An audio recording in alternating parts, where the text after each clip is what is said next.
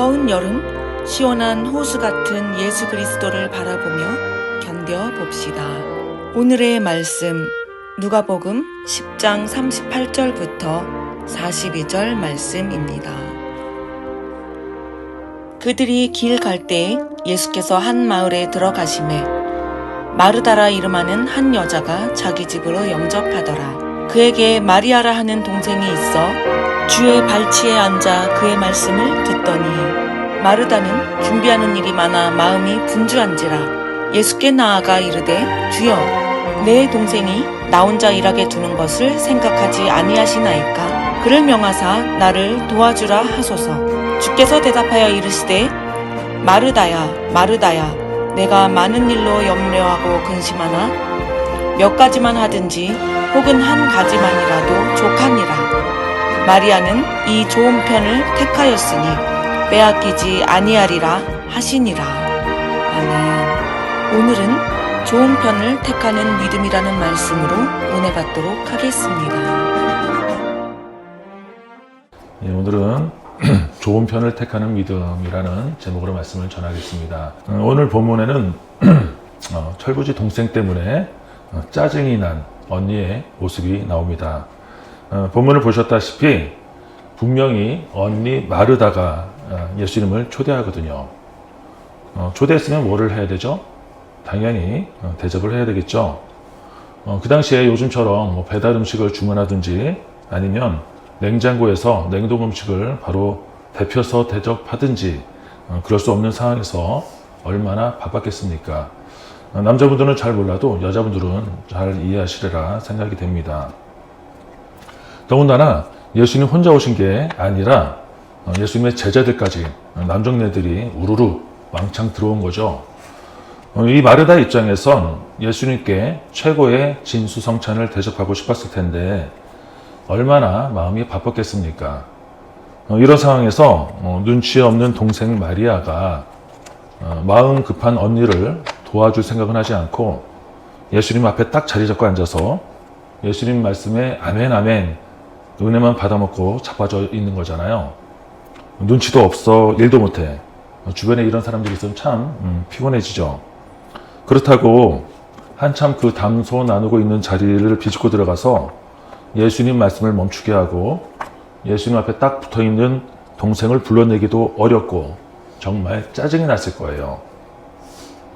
결국 얼마나 힘들었으면 참다 못해 예수님께 가서 동생에게 일하러 가지 않느냐라고 서운함을 비추죠. 그랬더니 예수님께서는 적반하장으로 동생 마리아 편을 드는 겁니다. 근데 사실 이 두 자매는 오늘 이 일이 일어나기 전부터 예수님과 잘 알던 사이였어요. 요한복음 11장 12장에 보면 이 자매의 오빠가 그 유명한 죽었다 살아난 나사로였고요. 또 이 동생 마리아도 예수님께 그 비싼 향유를 붓고 자기 머리로 예수님의 발을 닦던 예수님과는 이미 각별한 사이였다는 것을 알 수가 있습니다. 요한복음 11장 5절에 보시면 이렇게 나와요. 예수께서 본래 마르다와 그 동생 나사로를 사랑하시더니 라고 나오거든요. 그런 예수님이 자기네 동네에 오셨는데 초대를 안 할 수가 없는 거죠. 그리고 너무 반가운 마음으로 예수님을 초대해서 제대로 대접하고 싶었는데 이 사단이 난 겁니다. 그럼 여기서 잠깐 저희 집 얘기 좀 잠깐 하겠습니다. 저희 아버님은 5남 2녀 중에 차남 둘째셨어요. 장남 큰 아버지는 할아버지의 기업을 이어받아서 전라도에서 농사를 하셨고요. 저희 아버지가 제일 먼저 서울로 올라오셔서 자리를 잡으니까 아래 동생 세 형제 모두 서울로 따라오셨고요. 세 분 모두 자리 잡기 전까지 모두 다 저희 집에서 살다가 결혼까지 하시고 또 신혼으로 얼마간 더 사시다가 분가를 하셨습니다. 그러니까 그 작은 집에서 저희 어머니가 얼마나 고생이 많으셨겠습니까? 특히 명절에는 시골이 멀고 가기도 힘드니까 고모님 가정까지 모두 5, 6 가정이 저희 집으로 모두 오셔서 명절을 보냈는데요. 가끔은 저희 작은 할아버님 댁 식구들까지 모두 모이면 많을 땐 제 기억으로 60명이 넘어서 방이나 거실에 앉을 자리도 없어서 밖에서 배회했던 것으로 기억을 합니다. 그런 그 많은 음식을 준비하기 위해서 저희 어머니는 며칠 전부터 잠도 못 주무시고 준비하는 거예요. 그리고 3명의 작은 어머니들은 명절 아침에서야 오시는데 부엌이 더 분주하게 되죠. 그런데 특히 막내 작은 어머니가 나이 차이가 나기 때문에 세대 차이가 있었는지 3명의 나이 든 형님들은 앉지도 못하고 밥도 못 먹고 부엌에서 일만 하시는데 막내 작은 어머니는 아이들이 어리다고 아이들을 보여준다면서 아버지와 작은 아버님들 사이에서만 앉아 있는 거예요. 제가 보기엔 그 사촌 동생들도 그렇게 그 정도로 어리지 않았는데도 말이죠. 저희 어머니는 며칠 전부터 앉지도 못하고 일만 하셨는데 새파랗게 젊으신 분이 남자 어른들 사이에 껴서 같이 먹으면서 재롱만 피우는 거죠. 그렇다고 뭐 어린 재수 씨한테 뭐라고 하겠습니까? 그냥 며느리처럼 귀엽기만 한 거죠. 저는 그 어린 나이에 보기에도 그게 너무나 얄미운 거예요. 저희 어머니는 며칠 동안 잠도 못 자고 앉지도 못하고 죽어라 일만 하시는데 뭐라고 할 수도 없고 그래서 막내 작은 어머니를 제일 미워했었죠. 예, 혹시 이 영상 안 보시겠죠? 보시면 안 되는데 교회 다니시는데 아무튼 그래서 저도 제 이상형의 1순위가 그 뒤로 제일 바지런한 사람이었었습니다. 바지런한 거 아시죠? 예, 부지런한 것보다 조금 더 좋은. 그래서 철저하게 그 기준으로 지금의 제 아내를 선택하게 됐는데 그만 제 실수로 미모를 1순위로 고르고 말았습니다. 잘한 거 맞죠? 예. 저는 오늘 이 본문을 볼 때마다 어렸을 때 이 일이 오버랩되면서 마르다가 저희 어머니가 되고 또 철없는 동생 마리아가 막내 작은 어머니가 되는 거예요. 그러니까 이 본문에 은혜가 될 수가 없는 거죠. 그래서 이 본문을 가지고 오늘 처음 설교를 하게 되는데요. 어떻게 보면 이 설교는 저를 위해서 준비한 설교라고 할 수도 있습니다. 왜냐하면 그동안 저는 이 말씀에 대해서 은혜도 안 됐고 온전히 이해가 될 수 없었기 때문에 미루다가 이러면 안 되겠다 싶어서 마음 잡고 준비해 본 설교이기 때문입니다. 물론 저뿐만 아니라 많은 분들도 오늘 본문을 보시면서 이게 뭐야? 하시는 분들도 없지 않아 계실 것 같습니다. 특히 남자분들에게는 약간의 논리적으로 맞지 않는 부분이 있지 않습니까? 그리고 여자분들에게도 예전이나 지금이나 집안에 온 손님을 대접하는 것은 온전히 여자들의 몫인데 당연히 바빠 죽겠는데 일손도 부족한데 가만히 앉아 자빠져 있다? 누구는 예수님 앞에 은혜 받을 줄 몰라서 바쁘게 일하는 거 아니잖아요. 그런데 지금도 우리가 살면서 이런 경우가 엄청 많이 벌어지지 않습니까? 성경에도 오늘 본문뿐만 아니라 이런 식으로 우리의 상식과 잘 맞지 않는 부분이 많이 나오죠. 본문 바로 앞에도 누가복음 9장에 가보면 잠깐 아버지의 장사를 지내고 오겠다는 사람에게도 예수님께서 이렇게 말씀하셔요. 죽은 자들로 자기의 죽은 자들을 장사하게 하고 너는 가서 하나님의 나라를 전파하라 라고 계시잖아요. 우리나라 사람들이 기독교를 받아들이기 어려운 이유 중에 하나가 바로 제사 문제였죠. 우리나라 유교 문화에서는 부모님이 돌아가시면 장남은 부모님 묘 앞에서 3년을 먹고 자면서 지내지 않았습니까? 자식이라면 당연히 부모님이 돌아가신 것을 최선을 다해서 감당하고 책임지는 것이 정상으로 여겨왔는데 영적인 문제와 여러 가지 문제까지 이해하기 어려웠던 정말 쉽지 않은 일이었습니다. 그런데 부모님의 장례도 그렇고 또 바쁘면 당연히 일손을 도와야 하는 건데 예수님께서는 전혀 예상 밖의 말씀을 하십니다. 그래서 성경은 문자대로만 사건대로만 보면 어려운 게 그 뒤에 있는 진리를 바로 깨달아야 하는 말씀이기 때문입니다. 즉 이런 모든 사건을 통해서 예수님께서 하시고 싶은 말씀의 요지는 땅의 것을 구하지 말고 하늘의 것을 먼저 구하라고 말씀하시는 것입니다. 따라서 해볼까요? 땅의 것보다 하늘의 것이 먼저다. 오늘 본문 41절에서도 보시면 마르다가 고생하는 것을 예수님도 알고 계세요. 오죽하면 마르다를 2번씩이나 부르면서 급하게 마르다에게 말씀하시거든요. 모시는 게 아니었다는 거예요. 당연히 대접하는 수고도 중요합니다. 준비하는 정성은 사랑이고 믿음이 있어야 하기 때문이죠. 그런데 예수님께서 그건 다음이라고 말씀하고 계시는 거예요. 예전에 제가 아내에게 이런 말을 한 적이 있어요. 우리 주일날 점심 식사 때 간단하게 라면만 먹으면 어떨까? 라고 지나가는 얘기로 한 적이 있습니다. 주일날 대접하시는 분들이 너무너무 정성스럽게 대접하려다 보니까 예배가 끝나기도 전에 음식을 준비하러 나가는 걸 보면서 예수님이 이 자리에 계셨으면 뭐라고 하셨을까? 음식이 예배보다 중요한 걸까? 성도들 대접이 제사보다 중요한 걸까? 예수님께서 보시면 과연 어떤 걸 좋은 편이라고 하셨을까? 차라리 주일 점심을 아예 금식하더라도 하나님께 드리는 제사에 조금이라도 흠이 생기지 않게 하는 것이 더 좋은 편이 되는 것은 아닐까? 라는 생각에 빠진 적이 있었습니다. 마르다처럼 대접도 분명히 필요하고 중요합니다. 그러나 더 좋은 편이 있다는 것을 예수님께서 말씀하시는 것은 아닐까요? 지금 보시는 이 42절에 보시면 몇 가지만이라도 42절이죠. 몇 가지만 하든지 혹은 한 가지만이라도 족하니라. 자, 따라서 해볼까요?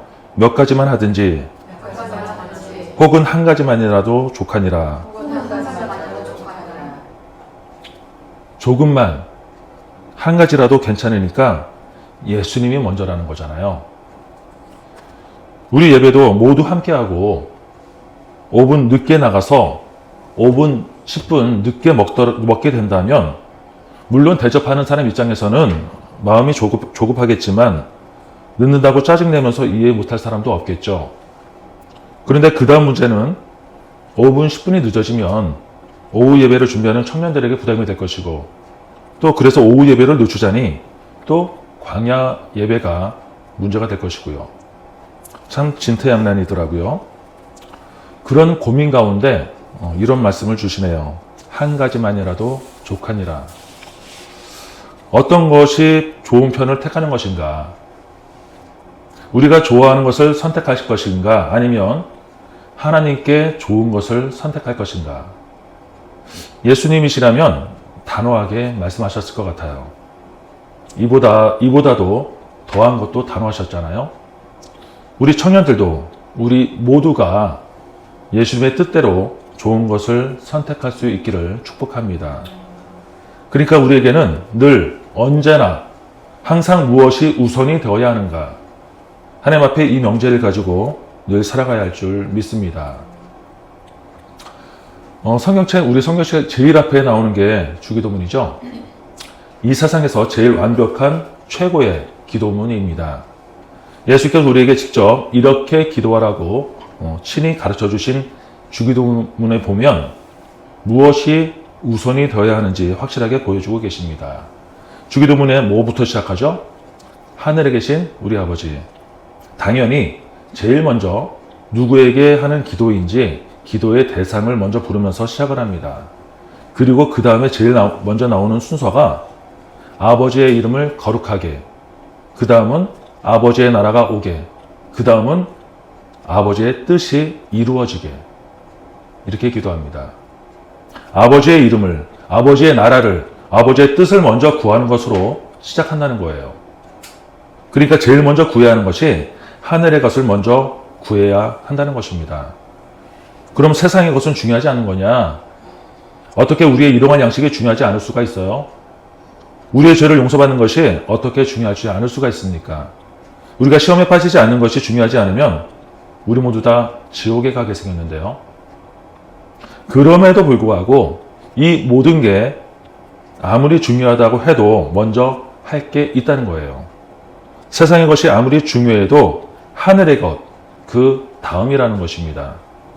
육적인 일보다 영적인 일이 좋은 편이라고 말씀하시는 것입니다.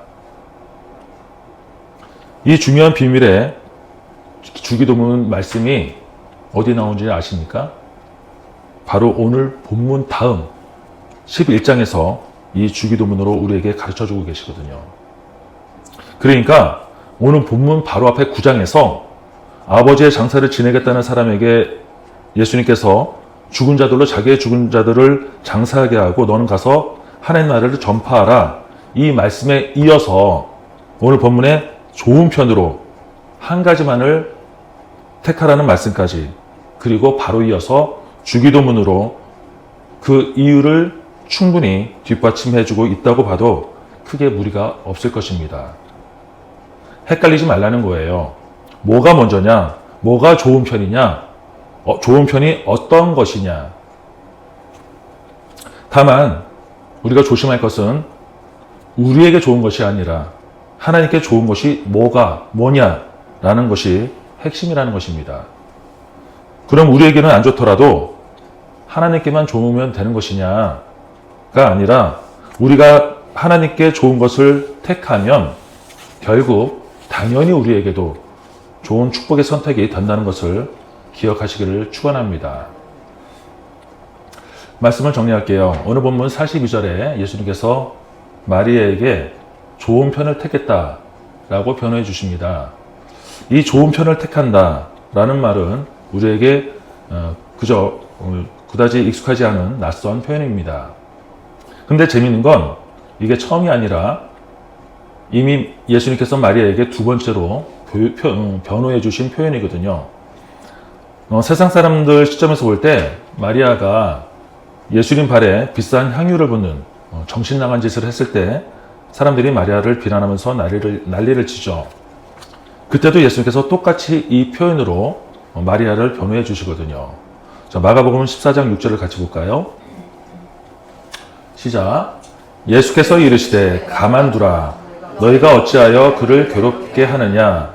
그가 내게 좋은 일을 하였느니라. 아멘.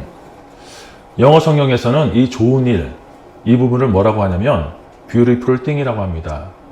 잘 못 알아들으셨죠? beautiful thing. 우리도 이 세상을 살아가면서 여러 가지 중에 하나만을 또는 둘 중에 하나만을, 즉 beautiful thing을 선택해야 하는 경우가 너무나 많습니다.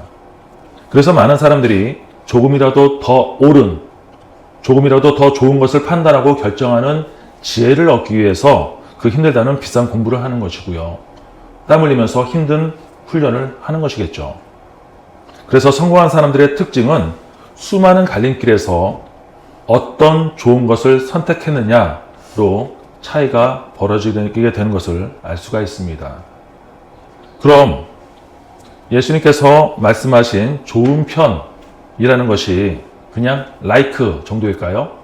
그냥 선호하는 정도일까요? 그저 beautiful thing 정도일까요? 지금 현재는 그냥 그 정도로밖에 보이지 않을지도 모르겠지만 결과적으로 나중에 볼 때는 하늘과 땅의 차이가 될 줄 믿습니다. 바로 천국, 지옥의 차이까지 보일 수가 있다는 것이죠. 어떻게 하면 조금 더 좋은 선택이 되는 것이냐?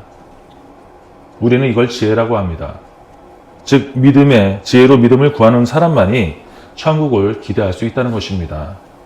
바로 이런 의미에서 오늘 본문은 세상의 것과는 비교할 수 없이 중요한 천국의 갈림길에서 어떤 것을 선택하는지에 대해서 분별의 지혜를 소유하라는 말씀인 줄 믿습니다. 그리고 마지막 42절 예수님께서 이런 말씀을 하시죠. 마리아는 이 좋은 편을 택하였으니 빼앗기지 아니하리라. 여기에서 빼앗기지 않는다라는 말씀은 뭘까요? 얼마든지 빼앗길 수 있다는 거예요. 하지만 마리아가 선택한 것은, 좋은 것은 물건처럼 옮겨지는 것이 아니라는 거예요. 빼앗길 수가 없다는 거예요. 즉 영혼에 담긴 신뢰, 믿음이기 때문입니다. 그렇기 때문에 빼앗길 수 없는 지혜, 믿음이야말로 도난 걱정 당할 수 없는, 도난 당할 걱정이 없는 천국의 무기인 줄 믿습니다.